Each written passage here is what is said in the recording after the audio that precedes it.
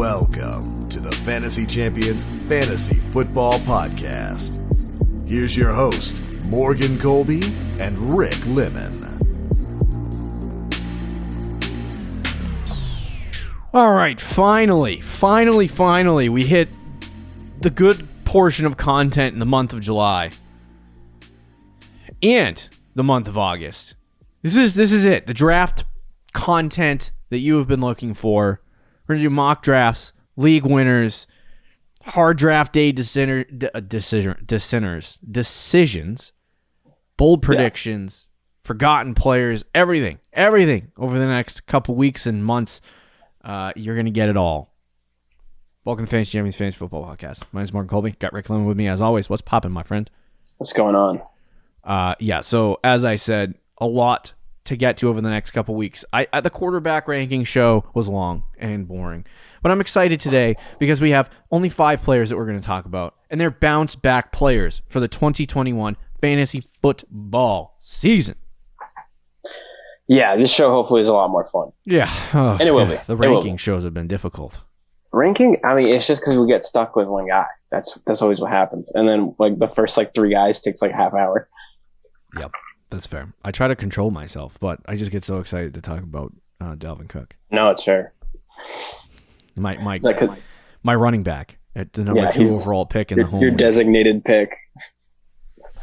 Literally, people could just start drafting after us because our picks have been made in the home league. We did our draft lottery. Me and Rick are going 1 and 2 overall. Which is pretty awesome. First time ever. Yeah, I mean, that's exciting. We should just yuck it up. Be as extra as humanly possible with these picks. I might wear a shirt underneath my shirt with my pick on it. McCaffrey jersey? Because I know exactly. Yeah. Walk in with a McCaffrey jersey and then take Dalvin Cook. I'll show up with a hoodie on. And then when it's my pick, I rip the hoodie off, and it's McCaffrey jersey. Yeah, see, that's what I'm saying, dude. That's what you got to do. I'm just disappointed because there's a lot of second-round players that I want that I can't get. So now I'm going to spend all season trying to trade for A.J. Brown. Yep, so now you have to make that trade. Yep. This is going to be on my team. Hopefully, people are like, I don't like A.J. Brown because Julio Jones is there. And I'm like, okay. If he's on the board at 211, I'm taking him. It's going to happen. Yeah. It leaves you all the running backs. Have fun. I had the second overall pick last year. So back-to-back years with top 2 picks. Yikes. Didn't work out last year. I took Barkley. Great. I'm super excited. Have fun. Anyway.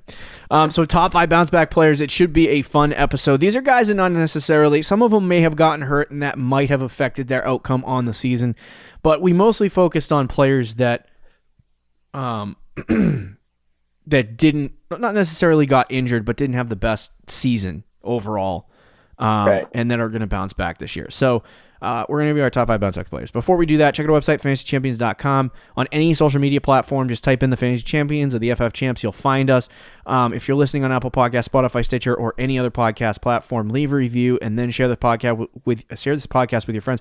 On the podcasting platforms, you guys have been smashing it. We're getting a ton of listeners per episode. I can't say the same for the YouTube people, holding a grudge a little bit. If you're listening on Apple Podcasts, also go head over to our YouTube channel and just type our name in. Watch our entire video on YouTube, even if you click out of it because you already listened to us. It'll help the algorithm. Yeah, you just want to get the YouTube numbers up. Pump those numbers up. Let's go. And so subscribe on YouTube, click the bell for notifications, like and comment down below. And then you can also head over to our website right now. Click draft guide and pre-order our draft guide. It is live currently as we speak right now, $9.99. Well, the draft guide's not live, but the pre-orders are live. Just to clarify, right. Like we said on the previous show, I go to Starbucks with my wife. Mm-hmm. I like tea. I don't know if I should be admitting that on the show, but do you order tea at Starbucks? I do. I don't drink coffee. Okay. I'm not a non-coffee guy. No caffeine for me. I mean, I'm not a coffee guy either, so. Yeah, I don't drink camp. I wouldn't go to you Starbucks do pre-workout, bro. So that's the whole different. We don't have discussion. to talk about that. you drench yourself in caffeine in other ways. Yeah, the caffeine is a yes, but coffee, I just the taste. No coffee. But anyway, I got a trip. You get 2 ventis, and you end up with $10 worth of drink. And you can buy a draft guide For the exact same for price. the exact same amount. So that's crazy. Just cancel a couple of trips to Starbucks or that's your really just one coffee trip to place. Starbucks. Yeah, that's like just don't go to Starbucks for one day and just buy the draft guide, and you're gonna win. You don't even have to do that. You can buy the draft guide and Starbucks. It could be good. Good choice. And you want to go crazy with your money? Hey, 4 packs of bubblies. Yeah, you pull a Morgan and buy a bunch of bubblies. Buy the draft guide. One day we will get sponsored by Bubbly. Yeah, it will happen. But we have Dynasty and redraft rankings. We have a lot of stuff. Like the rankings things, I keep forgetting about the Dynasty ones, but those are going to be really, really fun and interesting. You're going to get those in the draft guide. Season long. We'll give you a link to that to access as well, so you can use it season long, because I'm probably going to shut down the draft guide so you don't see my mistakes. Check out Breakouts Plus, Sleepers, Player Projections, much more. Buy now or be lame and lose your fantasy league. Don't be lame. Buy the draft guide. July 16th is the launch date. So let's jump into our top 5 bounce back players. Let's do it. Once again, I always feel there needs to be like some kind of drop. We used to.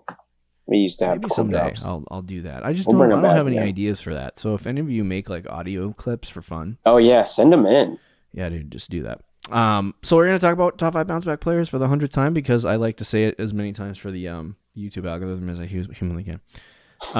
So let's talk about the number. We'll go backwards from here, right? Because is this in any particular order, or are we just randomizing this? It's really not in order. I don't think. All right, so we'll just go with just 5 guys. 1 to 5. This is not a number one. This guy's the best. Right. These are just 5 players that we think are gonna have bounce back. So the first guy that we're going to talk about is Ezekiel Elliott, and I'll tell you right now, I freaking love Zeke. He's probably one of my favorite players ever. And I'm mad because I did get this draft lottery, and I did end up with the 2nd pick, and I can't justifiably draft Zeke with the 2nd pick. I got to get out of this pick. You can for fun. Stop. You tried. You go tried. Crazy. Like who? I'm not going to name names, but somebody wanted to take Miles Sanders last year, 3rd overall. Yeah, that's not a good idea. There's a temptation. I wish they did. Temptation with Zeke, man. It's there.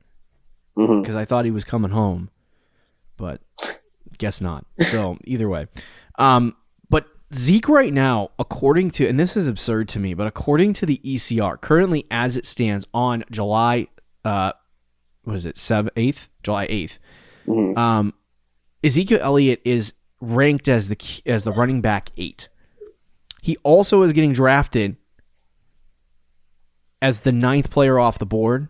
Yep. And I would assume that would be like the 8th running back, 7th, 8th running back. Yep. I think that's 8th running back because he's a receiver. He has been moving back up, and there has been just so much hype. It's like no one is buying Zeke. They'd rather have Chubb, Taylor, Barkley, arguably so. They'd be fine. I'm not going to say that's wrong or right. But they'd rather have other running backs. But there's a lot of hype being pushed on in the media about Zeke, and Dak's like, never seen him this healthy, never seen him this explosive. A report I saw the other day said he looks as fast as he's ever been and as explosive as he's ever been. So maybe took some Chick-fil-A trips off and went to the gym. But either way, it's like I play an adult softball league here, and the last couple years I played in this league, I can't really hit it that far. I'm not a power hitter. I get on base. That's what I do. And this year, I gained a little bit of weight, and I'm starting to pop the ball. So maybe it's like Zeke. He just does these Chick-fil-A trips, and he just runs people over with his body. Not body fat, his body weight. Right. It doesn't have to be muscle. It's just that's pounds. Probably what's fair with that discussion. But anyway, no. So Zeke is going off the board as the 9th running back, or not 9th running back, the 9th player off the board with the ADP of 9. I honestly think this is disrespectful. He's been going off the board at the last couple of years as the 4th running back. He had a bad year last year, but that's not really, to me, tied to Zeke. That's tied to not having Dak Prescott for the full season. Because I think I want to look at the numbers real fast, so I'm going to let you give your thoughts on that. But I think for Zeke, he was one of the best running backs in fantasy football over the course. I'm going to check this, but over the course of the first couple weeks of the season, and then when they lost Dak to that foot injury, everything went south for pretty much everyone in that offense, including Amari Cooper, including, Ezekiel Elliott. And so things just went sour for the Dallas Cowboys because they had, Andy Dalton as their starting quarterback. And clearly that wouldn't lead you to a mass amount of efficiency at the running back position. So for Zeke, like getting Dak back, having that offense be as good as it is, it just spells really great things for me with Zeke. Now, there is one concern I have with Ezekiel Elliott, and that is that last year I think he was like averaging 3.9 yards per carry through the first 4 games of the season, which isn't great. Yeah. So I don't know what was going on there, but he does have I want to say an improved schedule this year. I just want to check that real fast. He has an improved schedule this year as opposed to last year where it was a lot tougher. Yeah, Zeke is currently, he's middle of the pack according to Fantasy Pros. So, yeah, it is what it is. But either way, so for me, Zeke is 100% a great player to buy in fantasy leagues right now and draft with a late first round pick because I think he can be a top 5, like basically a top 5 running back in production if he doesn't get hurt. So, and that's what he was doing with Dak Prescott last year through the first 4 games. So there's no reason for me to believe that with Dak, there's all of a sudden going to be some kind of decrease in production for Zeke. And I think last year he finished as, I think, the running back 16 or something like that. So I think he can bounce back, have a really great season, and end up back in the top 5-6 of running backs. Yeah, I think last year he was still, I think he was RB11. Yeah, he was RB11. So it's not like he wasn't great, but he wasn't horrible either. And I think people don't realize the impact of Dak Prescott. I do want to say, like, in Dynasty, Zeke was the running back 4, by the way. Just pull this up. Zeke was the running back 4 in all of fantasy football with the 4 weeks he had Dak. I think that pretty much tells you what you need to know. With Dak there, he's more efficient because teams focus more on the passing game. Mm-hmm. He gets more touchdowns because the offensive is better, and he's more efficient through the air as well. He'll get more receiving yards. It looked like his receptions were about the same. Like he had the exact amount of targets, pretty much the same amount of catches. He had 2 less catches, but it was 6.5 yards per reception versus 7.8 the year before. That's 100 less receiving yards. So that goes up. He gets more touchdowns. Yes, Tony Pollard, I think it has a bigger role in the offense than he has in previous years. But Zeke is still the guy. Zeke is going to get still at worst. What did he get last year? 244 carries in 15 games. So that's like 260 carries in a full 16. Yeah. So he's still going to get like 260 carries. His touchdowns are going to go up. His efficiency is going to go up in the passing game. Is efficiency going to go up on the ground? Is that going to go up? I don't know. Because at this point in his career, he's going to be 26. Offensive line is still top 10 in the league, but is it the best offensive line in the league like it was a few years ago? Right. I don't really know. So that I'm not sure about, and that might cap his like top 3 ceiling. Like I'm not sure if he's going to finish in the top 3 because of that. But he's a great player there at pick 9. And he's going to the last 3 or 4 years hasn't really finished in the top 3 anyway. He's always been he's like 5. RB4 every year. Yeah. Which is like, yeah. And I think that I don't know if he's going to finish RB4, but he's very easily could. And at least like RB5, like he's still Zeke, man. He's still Zeke, and that offense is going to be so much better. And projections wise, I think I have him about the exact same as Nick Chubb. Yeah. So, and I love Nick Chubb, but you're picking one guy right. 5th or 6th versus 9th. Yeah, I don't know. Like I said, the first 4 games of the season, he was averaging 3.9 yards per carry. So I don't know what happened over the course of that time. Like I don't know why he wasn't producing. I don't know. Maybe it was the schedule. He played Los Angeles, Atlanta, Dallas. Los Angeles, Atlanta, Seattle, and Cleveland. Can't remember. I think Los Angeles was a tough run D. Los Angeles was good. Seattle was good. And Cleveland was middle of the pack. And then Atlanta wasn't. I don't know what happened with Atlanta. He averaged 4.5 yards a carry. So there was one game. It was a game against Seattle. He had 2.43 yards per carry on 14 touches. So yeah, or 14 carries, and that kind of tanked it. But through those first, like even the first 6 weeks of the season, he had 4.36, 4.05, 4.50, 4.79, 4.08, and then the 2.43 game in terms of yards per carry. And then obviously the rest of the season, he really didn't go over that because Andy Dalton was the starting quarterback. Right. But those first 4 games, he had 280 carries, 1,092 rushing yards, 12 rushing touchdowns over the course of that time, and then he was pacing out for 100. This is the biggest part of what Zeke would be able to produce if this continues to be the case in 2021. He had 92 catches paced out per 16. Oh man, for 636 receiving yards and 4 touchdowns. So, I mean, that number right there in PPR and half PPR leagues would automatically put him in the top 5. Right. So if that's what happens with Zeke, he gets the 280 rushing attempts, he gets around 120 targets, like he's paced out here. Like that's something that legitimately could happen. Now, last year he still had 52 catches, which is like right around where you need to be in order to be a top 5 running back, essentially. So for me, like I think as of right now, this guy is probably one of my favorite bounce back players, just because I don't think he's going to finish at running back 11 again. Like that's not Zeke. That's not who Zeke is. In a bad offense, maybe, yeah. But in an offense that is as good as it is with Dak Prescott, I mean, I just don't think that Zeke is going to all of a sudden tank this year. Now, he is older. He's never been hurt. Yep. I don't want to bet on somebody getting hurt, but if the odds keep going down every year, I mean, he just doesn't get hurt. He doesn't miss time. Last year he missed one game, and I don't even know what it was for, to be honest with you. Yeah. I mean, that's kind of why I said, like, Dynasty. Like, he's a 26-year-old. I'm going to call him 26. He turns 26 in a week or two. July 22nd. Right. Shout out Zeke's birthday. But he's going to be 26, and he's got a lot of mileage on him, and he's never been hurt, and it kind of scares me. So that's why, like, Dynasty, I'm not really crazy about Zeke, but for redraft, man, oh, yeah. Yeah. Okay. Let's talk about the next guy, Michael Thomas. We've had discussions about MT before. Just to go over where he is, the disrespect in the fantasy community is strong. He currently in the ECR is wide receiver 10. He's getting drafted off the board, I think even lower than that, going off the board as the wide receiver. I think it's wide receiver 11 or 12, but he as ADP 29. So he's basically a 3rd round pick in 12 team.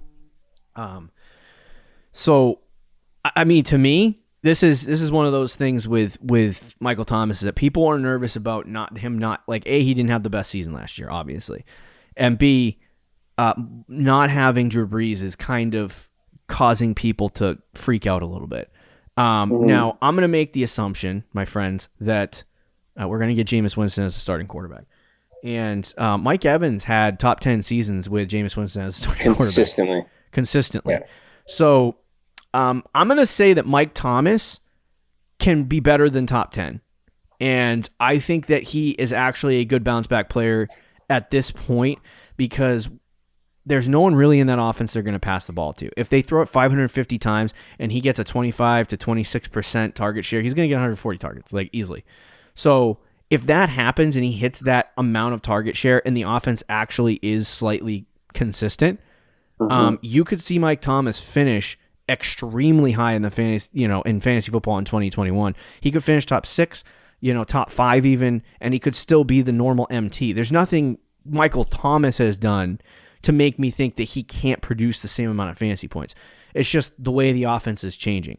So Jameis Winston might blow. They might not have a quarterback, and that might affect Mike Thomas. But from the numbers that we saw last year without Drew Brees in the lineup, I don't really think Mike Thomas was any different as a wide receiver last year. I think he just had a tough year. And then I want to quickly pull up the strength of schedule for him, which is currently one of the best among wide receivers. Yeah, it just really was a bad year. And he was battling an ankle injury the entire season. And people are like, oh, he was wide receiver 36. Like, that's horrible. Yeah. Even his points per game were not good. I think he was lower than wide receiver 36. He was 36 in points per game. And people were like, oh, well, that just shows he was just bad last year. I mean, his first game of the season, he got shut down against Tampa. And then he had an ankle injury in that game. He sprained his ankle. Did not come back until week 8. And then he was battling an ankle injury through week 13, and then they just shut him down for the season. Yeah. Or at least for the regular season. He came back in the playoffs, and he was okay. I think he had, in that game against Chicago, 5 catches, 73 yards, and a touchdown. So that's a decent fantasy game. But with Breeze, he was actually worse. I've said this before. With Taysom Hill in the starting lineup, he was decent. He was on pace for 148 targets, 120 catches, at 1,300 yards. He didn't have a single touchdown in those 4 games, so that is a concern. with Taysom Hill, but even like if he has a low touchdown rate, if he gets 120 catches and 1,300 yards, even without Taysom, like with Jameis Winston, those touchdowns will be. He'll be better. I mean, he would be better with Jameis Winston. Yeah. So this is worst case scenario. With Taysom Hill, he would still be okay. Right. And I think if you put Jameis in, I think that just makes it better. Now, last time Jameis played, I don't think the Saints are going to throw the ball 626 times. So take that for a grain of salt. But he threw the ball 626 times, threw for 5,000 yards, 5,109 yards, and 33 touchdowns. Ignore the 30 interceptions because that has nothing to do with Michael Thomas. If he can put up similar numbers, throws a lot of yards, throws a lot of touchdowns, that's all that matters. And Michael Thomas is going to be good because there is nobody. Like you said, there is nobody else in the offense that's going to command any targets. Alvin Kamara will probably be a close second with targets, and then third, who knows? And it's going to really be just Michael Thomas. I also want to reference like his catchable target rate last year through the 7 games that he played, 74.5%. Number 71 among all wide receivers. Oh, disgusting. That is his gross. catch rate was 72. Now, if you go to playerprofiler.com, they have a true catch rate. It basically divides the total receptions by the total catchable targets. All right. You want to know what that number was? What? 97.6%. I don't know who was higher. What? Because there's one other player ahead of him, but he was number 2. Probably someone who played like one game. Yeah, ridiculous, isn't that? That is absurd? Stupid. Wow. So obviously he's not going to catch 97% of his passes. No. But if for me personally, I think that with Jameis Winston, giving him a shot, I think that he could see a higher catchable target rate. And I think that if he does see that, knowing his true catch rate, if he plays a full 16, like, I just don't know why people after one season of him dealing with injuries and basically being in a position at this point where his quarterback was kind of, they couldn't really throw it down the field all that much because he's an old man. Right. And then seeing what Rick just said, the possibilities are with Taysom or Jameis Winston in the lineup, a little bit younger of an arm, like, I think you could see, like, I don't think you're going to get Mike Thomas wide receiver 1 numbers or wide receiver 2 overall numbers like you did over the last couple seasons. But I think you're going to see him with the possibility of finishing in the top 5. And if you can get that as the 11th, 12th wide receiver off the board because people are fading him, either A, because they got burned, or B, because the fantasy community is just like down on him, like I would buy Michael Thomas all day, like especially at that pick. And like you take the risk and he doesn't work out, it is what it is. Like you're drafting him as your wide receiver too. Yeah. I think I'm all in on Michael Thomas this year. Yeah. So great bounce back player, MT. Go get him. Number 3 on this list is Matt Stafford. Now we won't spend a ton of time on Stafford because we did talk about him on Tuesday show. But we did want to throw him on this bounce back player list because last year I think he was QB 16. I believe QB 15. QB 15.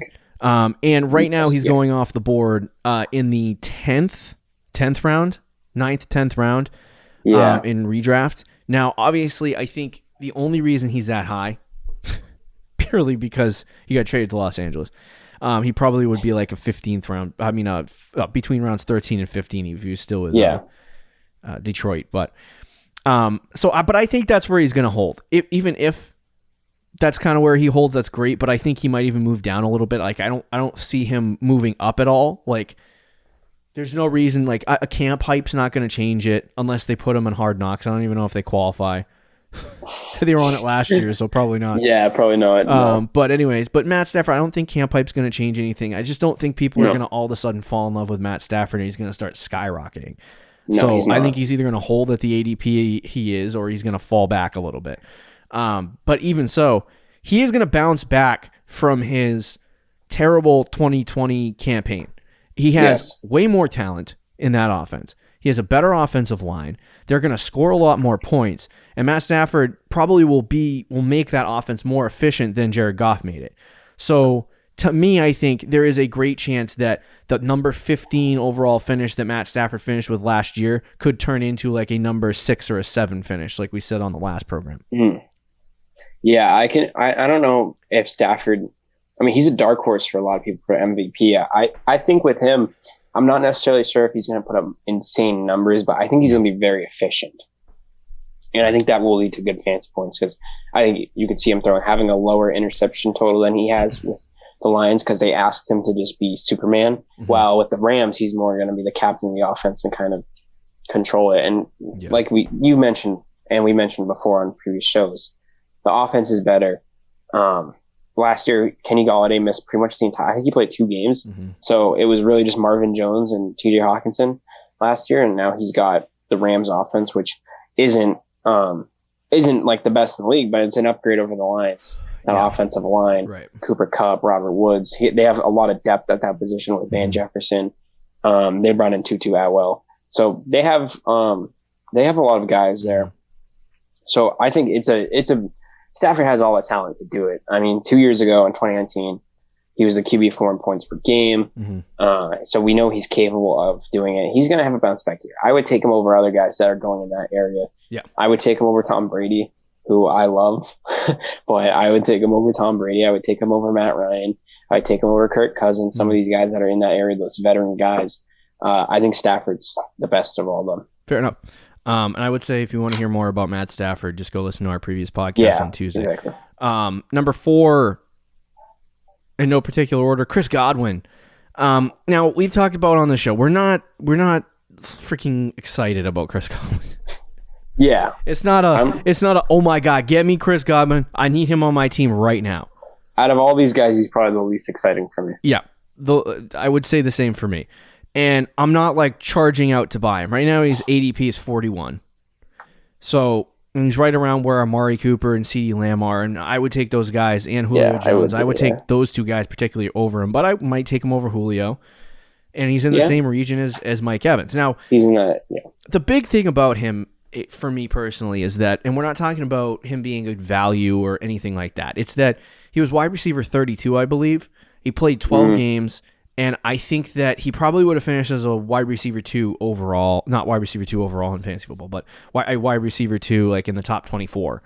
Had he played a full gamut of games, had he played those last 4 games. So I think that's one reason why people are kind of fading back a little bit on him and why he had a bad season last year. But I think he's going to bounce back this year because I think he'll like, I don't know if he's going to play 16. I can't predict injuries, but if he probably will. I mean, it's rare to have back-to-back injured seasons. Yeah. So, but I think for Chris Godwin, it really comes down to he was just really inefficient last year, and I think Brady he loves the slot guys, and what I couldn't figure out over the course of the season last year was why Chris Godwin being the slot receiver.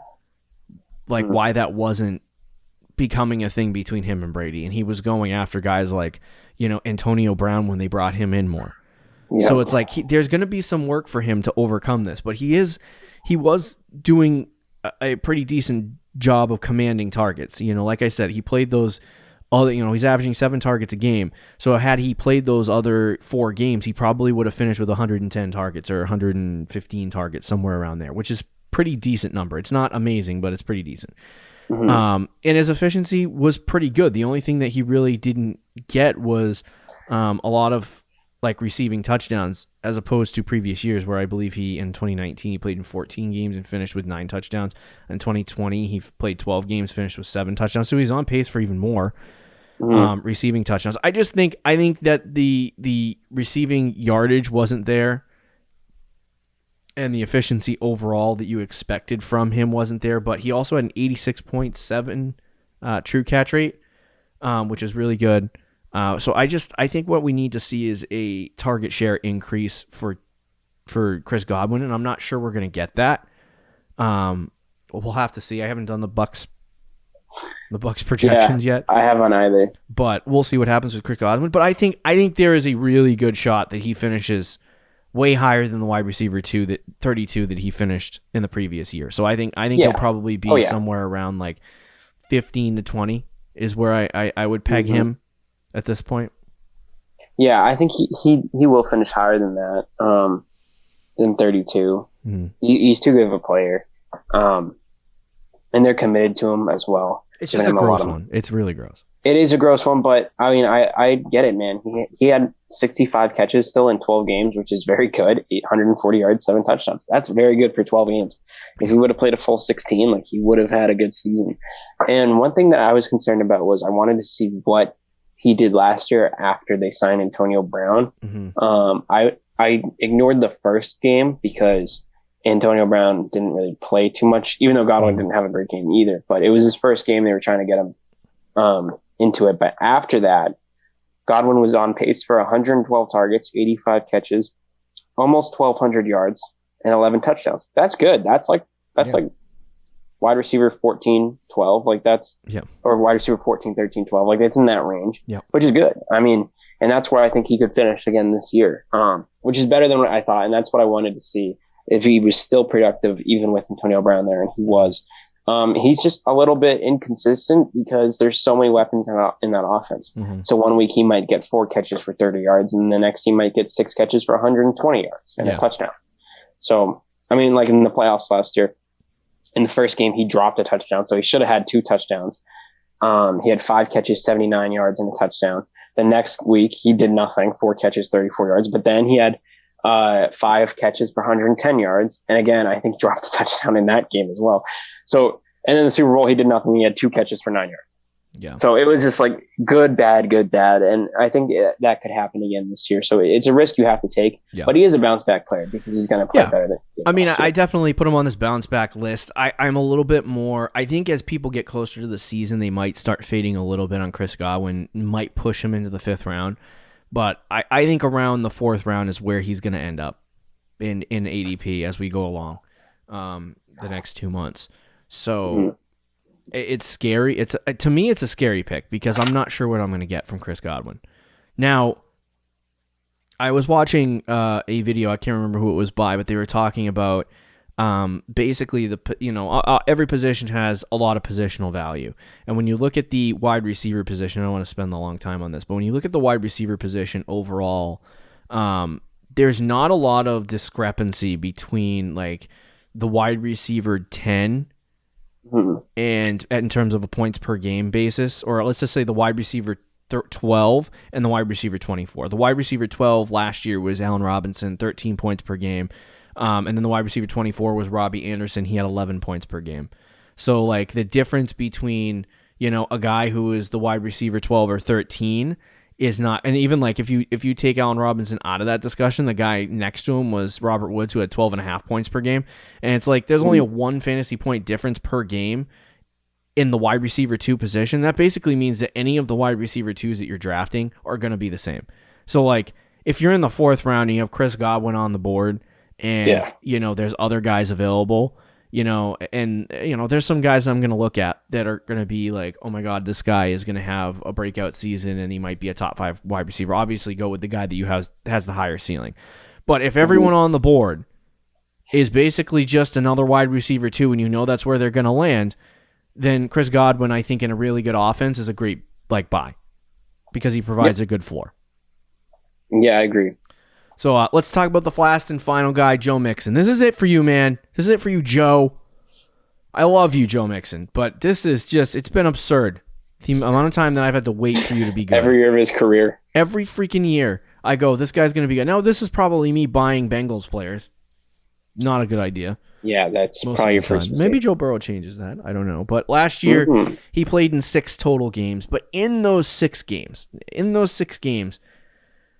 he wasn't outlandishly consistent. Not consistent. He wasn't outlandishly efficient in those games that he played. And I'm like, it wasn't like he was getting the workload, but he wasn't getting the efficiency that I'd like to see. Over the course of those games, he had 3.6 yards per carry, 6.5 yards per reception. But he got 317 rushing attempts over that time, 69 targets paced out. This is paced out, and 56 receptions for 368 receiving yards. And then he had a total of 11 touchdowns paced out as well. So obviously the efficiency that you're talking about in terms of yardage is not there. But when you're talking about averaging 19 to 20 rushing attempts per game and getting around 300, if this guy stays healthy for the whole season, and he's efficient, and that to me, that's all on his offensive line too. But if he's efficient, like he could be a monster. And I think last year, in terms of what he was doing efficiency-wise, it wasn't great, but they improved somewhat in their offensive line. Right. They keep adding guys through the draft, so hopefully that pans out. And you have Joe Burrow, and I think that if you rush him 300 times and you get 50 catches and he touches the ball 350 times, like even if he gets a 0.7 fantasy point per opportunity, it's a good shot he finishes like top 6 or 7. So, and I think that he's going to bounce back from that, inefficient production that he was showing in the first half of the season there, and in the only 6 games that he played. Mm-hmm. Yeah, I think if they use him like they did last year, he's going to finish like RB5 or 6. Yeah. Which is a steal in the second round for a running back. It's just like Joe Mixon, and the problem with Joe Mixon is it's you fall for the same trick every year. Yeah. And is it going to work this year? I don't know. I pace his numbers out every year, and I get burned every time. So it was it was looking good last year, and then he got the ankle injury, and then they just shut him down. But dude, he was on pace for 317 carries. That is so ridiculous. Right. And I think the efficiency can go up. It can. I don't know how much. It has to go up because 3.6 is just not going to be good enough. Right. Because I don't think he gets 317 carries. He could get close to that, though, and if he does, he'll be very good. The offensive line was a huge issue last year. Right. Obviously, which was noted after Burrow got that gruesome injury. So they had to address it. I believe they drafted an offensive lineman in the 2nd and 3rd round. So they didn't spend super high capital on offensive line, but they did address the position. And I think they signed 1 or 2 guys as well, but no huge names. Like it was kind of weird. I do think it's an improved offensive line, but it's still not great. So I don't expect Joe Mixon to be running for like 5 yards a carry. No. If he can get like 4.2, 4.3, somewhere in that. I mean, 300 carries. If you get 4 yards, it doesn't really matter, right? It doesn't even matter at that point. Yeah, but he was also really good in the air too with Burrow. And I think another thing is Gio Bernard is gone now. Like he is the guy in the backfield. I think Zach Taylor said that they're going to use him as that pure workhorse. So everything is pointing to the right signs of Mixon. He just has to do it now. Yeah, he's going for me a little high for my my piggy bank over here, but I think he currently is ADPing at 17, so he's like a mid-second round pick. It's good. It's not bad. Like I'll take Joe Mixon in the 2nd round, but he's going higher than he did last year. Right. And he didn't really show a reason why you should draft him higher than you did last year. But I think this is it. This is the final time I'm going to say Joe Mixon a bounce back player. This is it for you, Joe. If you don't pull it off this year, I'm done. Yeah. How many years? Right. What year of his career is he in? 5? Yeah, I think so. Because every time I look at it, he's 24 years old, but he ends up being he's going into his 5th season. Yeah, so Dalvin Cook took some time. I want to see Dalvin Cook. I think it was year 3 though when he broke out, wasn't it? Yeah, that's fair. Year 3 or 4. I just don't know how many times like as people buy in on Joe Mixon, and including myself, like every single year as being like this breakout guy, and then he just doesn't do it. And it's like there is some concern there for me. Yeah, it was his 3rd year of the NFL for Dalvin Cook. But it's just like every time, like, he only freaking Dalvin. A complete side note: the guy's never completed a full season. Do I really want to draft him at number 2? That's up to you, man. Dang it! But either way, yeah. So I think for me, like I definitely think Joe Mixon's going to bounce back, especially if he plays like even 14 games. Like he's going to bounce back. He's going to be a top 10 running back. It's just a matter of like where he finishes in that top 10. That is going to elicit the value that you're going to spend on him. But obviously, like he's probably going as like the 13th, 14th running back off the board at this point. So we'll have to see what happens. But either way, there you go. Top 5 bounce back players: Zeke, Thomas, Stafford, Godwin, Mixon. All fun stuff. Good list. I think they're all going to have big bounce back seasons. Yeah, I agree. So that'll do it for this week's gamut of content. Next week, we got some good stuff on the docket. I believe we have a mock draft. We're going to talk about some league-winning players. So be sure to check that out. Thanks for listening to Fantasy Champions Fantasy Football Podcast. See you guys later. Thank you for listening to the Fantasy Champions Podcast. Make sure you subscribe on iTunes and YouTube and follow us on Twitter @TheFFChamps.